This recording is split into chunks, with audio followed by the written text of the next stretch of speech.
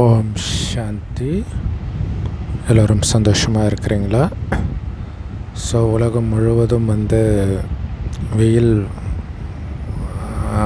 வாட்டி வதைக்குது அப்படின்னு தான் சொல்லணும். குறிப்பாக வெயிலே பார்க்காத நாடுகள், ஒரு 8 மாதம் வின்டர்லே இருக்கக்கூடிய நாடுகள், ஐரோப்பிய நாடுகள், இங்கெல்லாம் பார்த்திங்கன்னா 40 டிகிரி அதை தாண்டி எல்லாம் போகுது. 44 டிகிரி வரைக்கும்லாம் தொட்டு இருக்குது. ஸோ மக்கள்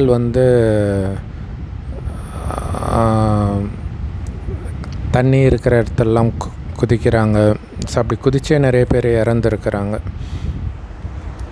அடுத்தது அரசாங்கமே அங்கங்கே ஃபவுண்டெயின் உருவாக்குறாங்க, மனிதர்கள் தன்னை நினச்சிக்கிறதுக்காக. அந்த எல்லாம் ரோட்டில் போகும்போதே அந்த விசிறியோடவே மனிதர்கள் சுற்றுறதை பார்க்குறோம். அதாவது ஜஸ்ட்டு சில மாதங்களுக்கு முன்னாடி வரைக்கும் இந்தியர்களுக்கு எதிராக ஒரு ப்ரொபகண்டா உலக அளவில் இருந்தது. மேலே இந்தியர்கள் எங்கே போனாலும் அதில் அந்த ஆறு, கடல் இதையெல்லாம் ஒரு குளிக்கிற இடமா மாற்றிடுவாங்க அப்படின்னு சொன்னாங்க. இன்றைக்கி அதே நிலைமையில் அவர்களே இருக்கிறாங்க, வெப்பம் தாங்காமல். ஸோ இந்தியர்களுக்கு அந்த இயற்கையான நீர்நிலைகளை பார்த்தோன்னே குளிக்கணுன்ற எண்ணம் எதனால் வந்துச்சு அப்படிங்கிறத அவங்க இப்போ புரிஞ்சிருப்பாங்க. இன்னொரு விஷயம் என்னென்னா, அங்கே ஃபேனு கூட இருக்காது. ஏன்னா எல்லாமே 0 டிகிரி அதுக்கும் கீழே இருக்கக்கூடிய வெப்பம். ஸோ அவங்க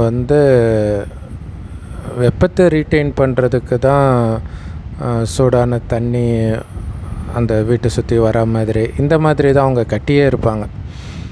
ஸோ அப்படி இருக்கும்போது இப்போ திடீர்னு இந்த மாதிரி டெம்பரேச்சர் மாறினது அவர்களுக்கு மிகப்பெரிய பாதிப்பை ஏற்படுத்தி இருக்குது. ஃபேனு கூட இல்லாமல் இருந்தவங்க இப்போ ஃபேனை தேடி, ஏசியை தேடி கடைக்கு ஓடுறாங்க. அப்படியே வந்த உடனே டக்கு டக்குன்னு விற்றுடுது, கிடைக்க மாட்டேங்குது ஏசி, ஃபேன் எல்லாம். ஏசி வாங்கினா கூட அதை ஃபிட் பண்ணுறதுக்கு எலக்ட்ரிஷியன் கிடையாது.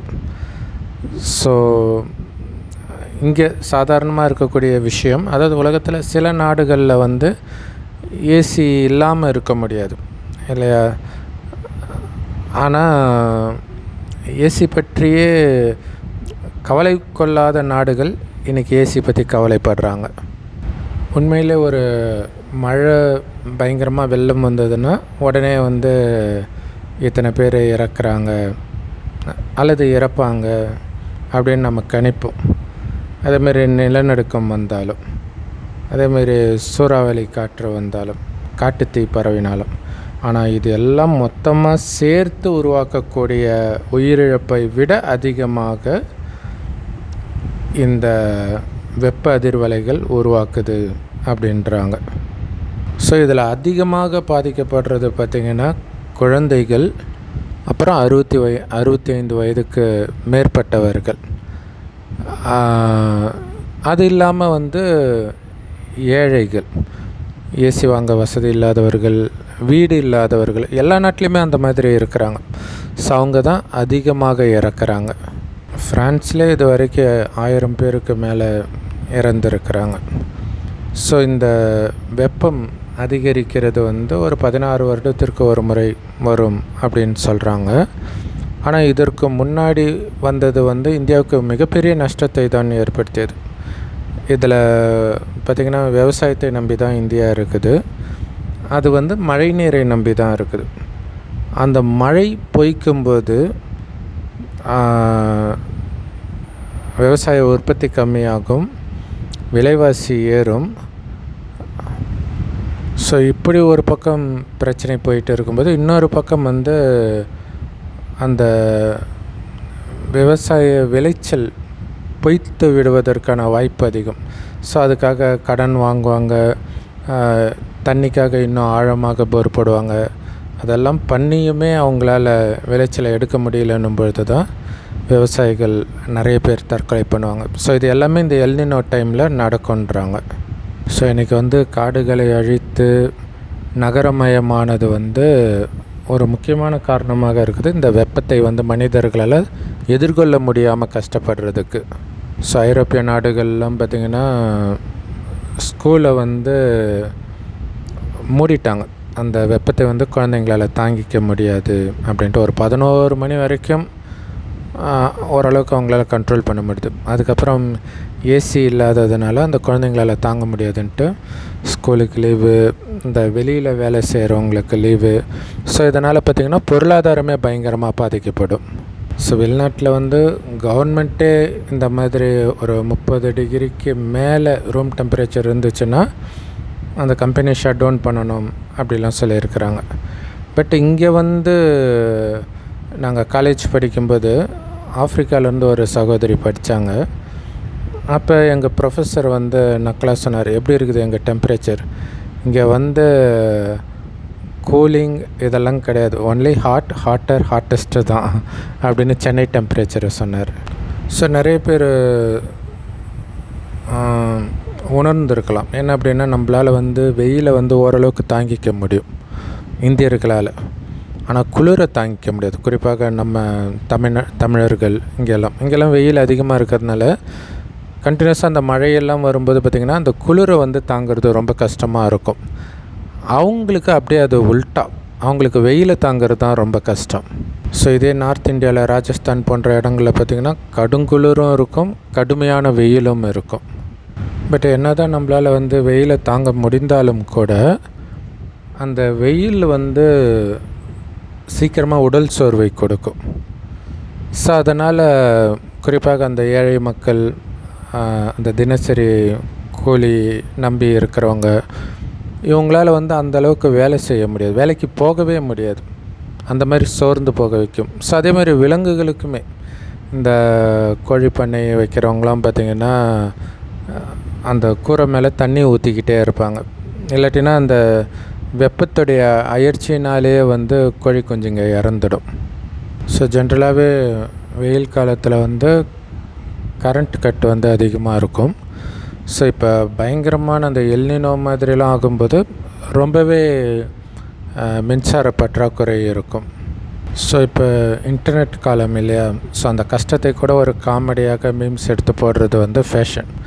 ஸோ அப்படி வந்து யூரோப்பில் பார்த்திங்கன்னா ஒரு தட்டில் வெயிலில் வச்சுட்டு முட்டையை உடைக்கிறாங்க, அப்படியே வந்து அது ஆம்லெட்டாக மாறிடுது. அதேமாதிரி ஏசி வாங்கிறதுக்கு வந்து போட்டி போட்டுட்டு உள்ளே போயிட்டு எனக்கு உனக்குன்ட்டு போட்டி போடுறது, அதாவது அந்த யுத்த மைதானம் அந்த மாதிரி இடங்களில் மனிதர்கள் சாப்பாட்டுக்கு அடிச்சுக்காங்களா, அந்த மாதிரி ஏசிக்கு அடிச்சுக்கிறது இருக்குது. அது வந்து நிஜத்திலே நடக்கிறத அவங்க ஒரு காமெடியாக எடுத்து போடுறாங்க. ஸோ இந்த வெப்பத்தில் வந்து அதிகமாக ஹீட் ஸ்ட்ரோக் வரும், ஹார்ட் அட்டாக்கும் வரும். ஸோ இந்த கொரோனாக்கு அப்புறம் நிறைய ஹார்ட் அட்டாக் வரதா இருக்குது, நிறைய பிரபலங்கள் இருக்கிறதெல்லாம் நம்ம பார்க்குறோம். அது வெப்பத்தினால கூட இருக்கலாம். ஸோ இது வந்து கடுமையான பஞ்சத்தை உலக அளவில் ஏற்படுத்தும், குறிப்பாக பாரதத்தில் ஏற்படுத்தும் அப்படின்னு எதிர்பார்க்குறாங்க. ஸோ உணவை பொறுத்த வரைக்கும் முன்கூட்டியே சேவ் பண்ணி வைக்க முடியாது இல்லையா. சில தானியங்கள், அரிசி போன்ற தானியங்களை தவிர்த்து மற்ற எல்லாமே சீக்கிரமாக அழுகியும் போயிடும். குறிப்பாக ஏழை மக்கள், அந்த நதியோரமாக இருக்கிறவங்க, அந்த நதி தண்ணியை நம்பி இருக்கிறவங்க, ஸோ அந்த நதியிலெல்லாம் தண்ணி வரல அப்படின்னும்போது அழுக்கான தண்ணியை தேடி அவங்க போவாங்க. ஸோ இதனால் அவங்களுக்கு வந்து நிறைய நோய்கள் தொற்றுவதற்கான வாய்ப்பு அதிகம். குறிப்பாக இந்த கடைசி காலம் வந்து உபத்திரவ காலம் அப்படின்னு பைபிளில் குறிப்பிடப்பட்டிருக்கும். ஸோ அதில் பஞ்சம் கடுமையாக இருக்கும், சாப்பாட்டுக்கே வழி இல்லாத நிலை வரும். இதெல்லாம் பைபிளில் நிறைய கதைகளில் சொல்லப்பட்டிருக்கும். அதெல்லாம் ஏற்கனவே நடந்த கதைன்னு நம்ம நினச்சிருப்போம். அதெல்லாம் இறுதி காலத்தில் நடக்க இருப்பது. ஸோ அதை கடவுளை நேரடியாக சொல்லும்போது கூட என்ன சொல்கிறாருன்னா, ஆல்ரெடி இப்போ யுத்தம் நடக்கக்கூடிய ஏரியாக்கள்லாம் நம்ம பாலஸ்தீன் அங்கெல்லாம் பார்த்துருக்குறோம். சாப்பாட்டுக்கு வழி இல்லாமல் மக்கள் தவிக்கிறதையும், அந்த புல் எடுத்து சாப்பிட்ற நிலையும் பார்த்தோம். அந்த எடுத்த புல்லை கழுவுறது கூட தண்ணி இல்லாமல் கஷ்டப்படுறத பார்த்தோம். ஸோ இதே நிலை உலகம் முழுவதும் வரும், நமக்கும் வரும். இதில் என்ன நடக்கும் அப்படின்னா, மனிதர்கள் வந்து வெஜிடேரியனாக மாறிடுவாங்க. வேறு வழி கிடையாது. அதாவது என்னால் நான்வெஜ் இல்லாமல் சாப்பிடவே முடியாது அப்படின்னு சொல்கிறவங்க இன்றைக்கி நிறைய பேர் இருக்கிறாங்களே, அந்தளவுக்கு மனிதர்கள் அடிமையாயிட்டாங்க. ஆனால் சாப்பாட்டுக்கே வழி இல்லைன்னும் பொழுது எல்லோரும் புல்லை சாப்பிடுவாங்க அப்படின்னு கடவுள் சொல்கிறார். ஸோ அதே மாதிரி இன்றைக்கி வந்து நிறைய பாலியல் குற்றங்கள் நடக்கிறத பார்க்குறோம். ஸோ அவனுக்கு இந்த தண்டனை கொடுக்கணும், அந்த தண்டனை கொடுக்கணும், இப்படியெல்லாம் மனிதர்கள் பேசுகிறத பார்க்குறோம். ஆனால் அப்படி பேசுகிற மனிதர்களே அந்த பாலியல் குற்றம் செய்தவனை விட அதிகமாக காமத்தில் ஈடுபடக்கூடிய சூழல் கூடிய விரைவில் வந்துடும். இல்லை அந்த உலகழிவு நேரத்தின் பொழுது, இந்த மாதிரி உலகமும் வெப்பமாகும் பொழுது மனிதன் எல்லாருமே காமத்துக்கு ரொம்ப அடிமையாக இருக்கிறாங்க. இவங்க என்னென்னா அந்த பலாத்காரமாக காமத்தில் ஈடுபட்டால் மட்டும்தான் தப்பு அப்படின்னு இப்போ நினச்சிட்டு இருக்கிறாங்க இல்லையா? ஆனால் கடைசியில் அப்படிப்பட்ட ஒரு நிலைக்கு எல்லோருமே தள்ளப்படுவாங்க. ஏன்னா அவனால் காம உணர்வை அடக்க முடியாத அளவுக்கு இந்த வெப்பம் காமத்தை தூண்டும். ஏற்கனவே காமத்துக்கு அடிமையாக இருக்கிறவனை அதுவும் ஒரு காரணம். கடவுள் காமத்தை இப்பொழுதே வென்று விடுங்கள், காமம் சார்ந்த எண்ணத்தை கூட எடுத்துகிட்டு வராதிங்க அப்படின்னு சொல்கிறார். ஆக்சுவலாக மீனெல்லாம் இனப்பெருக்கம் செய்யலைன்னா அந்த மீன் விற்கிறவங்களே என்ன சொல்லுவாங்கன்னா, அதை எடுத்து கொஞ்சம் நேரம் வெயிலில் வைங்க அப்படின்வாங்க. ஸோ வெயிலில் வைக்கும்போது அதுக்கு காம உணர்வு தூண்டப்படும். ஸோ இதே விஷயம் மனிதர்களிடத்திலும் நடக்கும். நிறைய பாலியல் குற்றங்கள் போக போக நடக்க ஆரம்பிக்கும். ஏன்னா அந்த உலக அழிவின் பொழுது சிசிடிவி கேமரா, போலீஸ் ஸ்டேஷன் எதுவுமே இருக்காது. ஸோ அப்போ உலகம் எவ்வளோ மோசமாக மாறும்னு யோசிச்சு பாருங்கள். அதேமாதிரி சாப்பாட்டுக்கும் வழி இல்லாத நிலையும் இருக்கும். சில இங்கிலீஷ் படங்கள்லாம் அந்த மாதிரி எடுத்திருப்பாங்க. அதுக்கு பேர் என்னமோ சொல்லுவாங்க, அந்த அப்போகலிப்ஸ். ஸோ அதெல்லாம் மனித கற்பனைக்கு எட்டின விஷயம். ஆனால் கற்பனைக்கு எட்டாத விஷயங்கள்லாம் நடக்கும் இறுதியில். ஸோ அந்த இறுதி நேரம் இப்போ நெருங்கிட்டு இருக்குது. இன்னும் மோசமாக தான் ஆகும். அதற்கு முன்பு இங்கேருந்து தப்பிக்கிறது தான் புத்திசாலித்தனம். எப்படி தப்பிக்கிறது? ஏன்னா ஒருத்தங்க இறந்தால் கூட மீண்டும் இங்கே தான் பிறப்பாங்க அல்லது பேயா அலைவாங்க. அப்போ மீண்டும் இங்கே பிறக்கவே கூடாது அப்படின்னா என்ன பண்ணுன்னா, சுற்றி இருக்கிறவங்க கிட்ட இருக்கக்கூடிய கணக்கை முடிக்கணும் அப்படிங்கிறார். கணக்கை முடிக்கணும்னா என்னென்னா, நம்ம நிறைய தப்பு பண்ணியிருப்போம் பல ஜென்மமாக. அதனால் பல பேரோட கணக்கு வழக்கு உருவாகி இருக்கும். அவர்கள் இப்போ நம்ம தொடர்பில் இருப்பாங்க. கணவனாக, மனைவியாக, வேலை பார்க்குற இடத்துல தொழிலாளியாக அல்லது முதலாளியாக. அவங்க மூலமாக நமக்கு பிரச்சனை வரும். அப்போ நம்ம இப்போ அடிக்கடி பார்க்குறோம் இல்லையா, டைவர்ஸ்லாம் சர்வசாதாரணமாக ஆகிறத பார்க்குறோம். அவங்களுடைய டார்ச்சர் தாங்காமல் போயிடுறாங்க. ஆனால் அது உங்களுடைய கணக்கு வழக்கு. நீங்கள் கல்யாணமே பண்ணாமல் இருந்திருந்தால் தப்பிச்சிருக்கலாம், பட் பண்ணிட்டீங்க. ஆனால் இப்போ நீங்கள் தப்பிச்சு போகணும்னு நினச்சிங்கன்னா அது இன்னும் கணக்கு வழக்கை தான் உருவாக்கும். ஸோ அதனால் எல்லாத்தையுமே அமைதியாக எதிர்கொள்ளக்கூடிய சக்தியை நாம் வளர்த்துக்கணும். அந்த சக்தி இறைவனை நினைப்பதினால் மட்டும்தான் நமக்கு கிடைக்கும், வேறு வழியே கிடையாது. ஸோ அதுக்கு இறைவன் எப்படி இருக்கிறாருன்னு தெரியணும் இல்லையா? அவர் செம்பன் நிறமான ஒளி உலகத்தில் நட்சத்திரம் மாதிரி இருக்கார். நாம் அழியக்கூடிய உடம்பு கிடையாது, அது ரொம்ப முக்கியமான விஷயம். இந்த உடலை இயக்கக்கூடிய ஆத்மா தான் நாம், அதாவது உயிர். அது எப்போவுமே இருக்கும். அது பூர்வ மத்திய வழியில் நட்சத்திரம் மாதிரி ஜொலிக்கினால் தான் இங்கே போட்டு வைக்கிற பழக்கம் இருக்குது. அந்த ஆத்மா தான் கண் வழியாக பார்க்குது, வாய் வழியாக பேசுது, அனைத்து காரியத்தையும் உடல் மூலமாக செய்ய போகுது உடம்பில் இருக்கிற வரைக்கும். உடம்பு விட்டோன்னே இன்னொரு உடலை எடுத்து அந்த காரியத்தை செய்யும். ஸோ இந்த உலகத்தின் விஷயங்களே நம்மளுடைய மனம் ஈடுபட்டுட்டு இருக்குதுன்னா, இந்த உடல்லேருந்து தப்பிச்சு ஆத்மா இந்த உலகத்துலேருந்து தப்பிச்சு போகாது. இந்த உடல்லேருந்து வெளில வரும், இன்னொரு உடம்பை எடுக்கும். ஆனால் இந்த உலகத்தில் மீண்டும் நாம் பிறக்கக்கூடாது, துக்கம் நிரம்பிய இந்த கலியுகத்தில் அப்படின்னா, கலியுகத்தின் எந்த விஷயத்தையும் பார்த்தும் பார்க்காமல் இருக்கணும். நாம் போக போகிற சொர்க்கத்தை நினைக்கணும். ஏன்னா கலியுகம் அழிந்து இதே பூமி சத்தியுக சொர்க்கமாக மாறப்போகுது. ஆனால் அதுக்கு முன்னாடி நாம் மேலே போயிட்டு தான் வருவோம். மேலே தான் இறைவன் இருக்கிறாரு. அங்கே தான் ஆத்மாக்களாகிய நாமளும் இருந்தோம், குட்டி குட்டி பிள்ளையாக இருக்கிறோம் இல்லையா? ஸோ அங்கேருந்து முதலாக வரும்போது சொர்க்கமாக இருந்துச்சு 2500 வருடத்துக்கு. அடுத்த 2500 வருடம் இந்த பூமி நரகமானதுக்கு காரணம் நம்மளை உடம்புன்னு நினைக்க ஆரம்பிச்சிட்டோம். ஸோ சொர்க்கத்தில் இருந்த மாதிரி மீண்டும் உங்களை ஆத்மான்னு நினைங்க. சொர்க்கத்தில் ஆத்மான்ற உணர்வில் இருக்கிறதுனால தான் எவ்வளோ அழகாக இருந்தாலும் சின்ன சலனம் கூட இருக்காது. அதனால் காமம் இருக்காது. ஏன்னா இன்றைக்கி ஆக்சுவலாக இந்த மாடு வளர்ப்பாங்க இல்லையா, வெளிநாடுகள்லாம் மாட்டுக்கறி தானே சாப்பிடுவாங்க. அதுக்காக வளர்க்கக்கூடிய அந்த இடத்துலேருந்து அதிக வெப்பம் உருவாகுது அப்படின்னு சொல்கிறாங்க. ஸோ உயிருள்ள பொருள்கிட்டேருந்து கண்டிப்பாக வெப்பம் வர தான் செய்யும். ஆனால் இது காமத்தில் காம உணர்வு வரும்போது அந்த வெப்பம் அதிகமாகும். ஏன்னா மனிதர்கள் வந்து இண்டஸ்ட்ரி மூலமாக வெப்பம் அதிகமாகுது, இந்த மாதிரி விஷயங்களை பார்க்குறாங்க. ஏசி யூஸ் பண்ணுறதுனால, ஃப்ரிட்ஜ் யூஸ் பண்ணுறதுனால வெப்பம் அதிகமாகுது, இதெல்லாம் சொல்கிறாங்க. ஆனால் காம உணர்வுனால மனிதனுடைய உடல்லேருந்து வெப்பம் அதிகமாகுது. இது மற்ற ஜீவராசிகளுக்கும் காம உணர்வை கொடுக்குது. அது இன்னும் உலகத்தின் வெப்பத்தை அதிகமாக்குது அப்படிங்கிறத அவங்க உணராமல் இருக்கிறாங்க. ஏன்னா ஒரு வெப்பமான இடத்துல மீனை வச்சா அது காம உணர்வு வரும். ஏன்னா அதனால் மீனுடைய உடல் வெப்பம் கூடுது. காம உணர்வு வந்தாலே உடல் வெப்பம் கூட தான் செய்யும். ஸோ இந்த வெயிலை தணிக்கிறதுக்காக இன்னும் ஏசி இந்த மாதிரி நிறைய விஷயங்கள் பண்ணுறாங்க.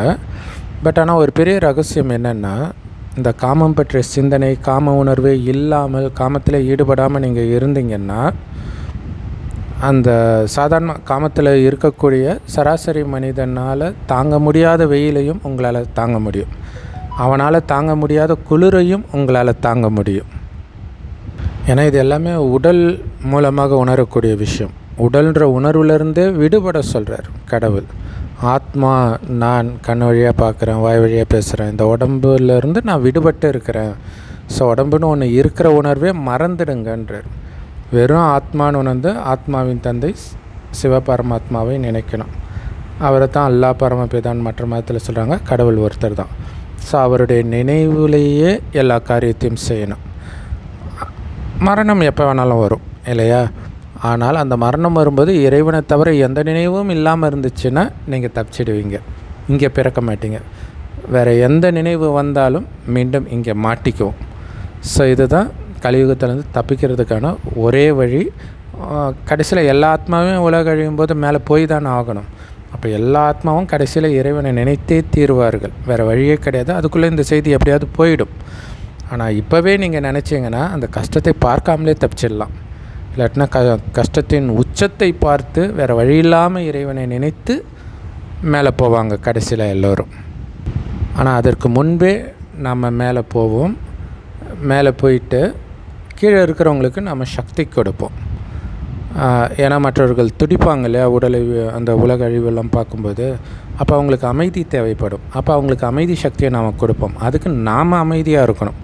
நாம் அமைதியாக இருக்கணும்னா நம்ம அமைதியை கெடுக்கக்கூடிய விஷயந்தான் உலகத்தில் நடக்குது.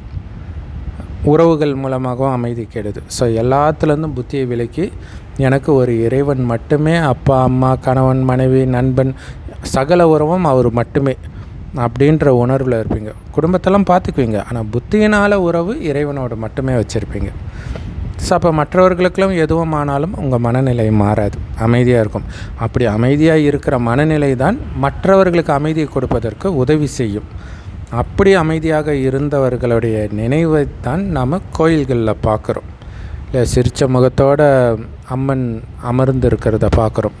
ஆனால் அவங்க எந்த நிலையில் எந்த நேரத்தில் உட்காந்துட்ருக்குறாங்க தெரியுமா? அவங்களுடைய குடும்பம் அழியும் போது, அவங்களுடைய சொத்து அழியும் போது, அவங்களுக்கு அநீதி இழைக்கப்படும் போது, துரோகம் இழைக்கும் பொழுதும் அவங்க அமைதி மாறாமல் உலகத்தினருக்கு அமைதி கொடுத்துட்டு இருக்கிறாங்க.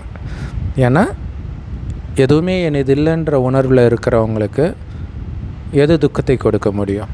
ஸோ அதுவும் இந்த மோசமான உலகத்தில் மீண்டும் பிறந்து அந்த குழந்தைகள் எவ்வளோ பாலியல் குற்றங்களை இப்போவே சிசிடிவி கேமரா போலீஸு கோர்ட்லாம் இருக்கும்போதே இப்படி நடக்குது. இதெல்லாம் இல்லைன்னா குழந்தைங்களுடைய நிலைமை என்ன ஆகும்னு யோசிச்சு பாருங்கள். ஸோ மீண்டும் இந்த பூமியில் பிறக்கிறது கொடூரமாக இருக்கும். ஸோ அதிலிருந்து தப்பிக்க வேண்டிய நேரம் இப்போ தான். ஏன்னா உலகம் கொடூரமாக மாறப்போகுது. ஆல்ரெடி அப்படி தான் இருக்குது, இன்னும் மோசமாக ஆகப்போகுது. ஸோ அதிலிருந்து நாம் தப்பிச்சிடணும். ஏன்னா இப்போயே கூட பாருங்கள், இந்த மாதிரி இயற்கை விஷயங்கள், வெப்பம் ஏறுறது, இதுலேயுமே பார்த்திங்கன்னா குழந்தைங்க தான் டக்குன்னு பாதிக்கப்படுறாங்க. குழந்தைங்க, வயோதிகர்கள். ஸோ இந்த அதிக வெப்பத்தின் காரணமாகவும் ஹார்ட் அட்டாக் வருதுன்றாங்க. ஸோ முடிந்த அளவுக்கு இயற்கையான சூழலில் இருங்க. இப்போ நிறையா அந்த குட்டி குட்டி ஃபேன்லாம் அமேசானில் விற்கிது இல்லையா? ஸோ அதை வாங்கிக்கோங்க. பவர் கட் டைமில் அது உங்களுக்கு யூஸ்ஃபுல்லாக இருக்கும். அது பயங்கரமாக காற்று கொடுக்காமல் இருக்கலாம், பட் எதுவும் இல்லாததுக்கு ஓரளவுக்கு உங்களுக்கு காற்று கொடுக்கும். ஸோ குறிப்பாக பெண்கள் வந்து கிச்சனில் ஃபேன் இருக்காது இல்லையா? ஸோ அந்த டைமில் பாத்திரம் விளக்குறது, சமைக்கிறது, இந்த மாதிரி நேரத்தில் அந்த குட்டி ஃபேனை அவசியம் பயன்படுத்துங்க. அலட்சியமாக இருக்காதுங்க. ஏன்னா அந்த வெப்பம் ஏறுறது உங்களுக்கே தெரியாது. ஸோ அதனால் அடிக்கடி கரெக்டாக ஒரு குறிப்பிட்ட டைம் வச்சுட்டு ஒரு அரை மணி நேரத்துக்கு ஒரு தடவை கொஞ்சம் கொஞ்சம் தண்ணி குடிச்சிக்கிட்டே இருங்க. 2 தடவை 3 தடவை குளிங்க. ஸோ உடலை குளிர்ச்சியாக வைங்க. இறைவனின் நினைவினால் மனதையும் குளிர்ச்சியாக வச்சுருங்க. ஸோ இறைவனுடைய ஞானத்தினால் மனதை எப்போவுமே நிரப்பி வைங்க. இறைவன் கொடுக்குற ஞானம் எல்லா பிரம்மகுமாரிகள் ராஜயோக தியான நிலையத்திலும் முற்றிலும் இலவசமாக முரளி அப்படின்னு கொடுக்கப்படுது. யூடியூப் வெப்சைட்ஸ்லையும் இருக்கும். அதை நம்ம வாட்ஸ்அப் சேனலில் ரெகுலராக போஸ்ட் பண்ணுவோம். வாட்ஸ்அப் சேனலோட லிங்க் இந்த வீடியோக்கு டிஸ்கிரிப்ஷனில் இருக்குது. அவசியம் ஜாயின் பண்ணிக்கோங்க. ஓம் சாந்தி. தேங்க்ஸ் ஃபார் வாட்சிங்.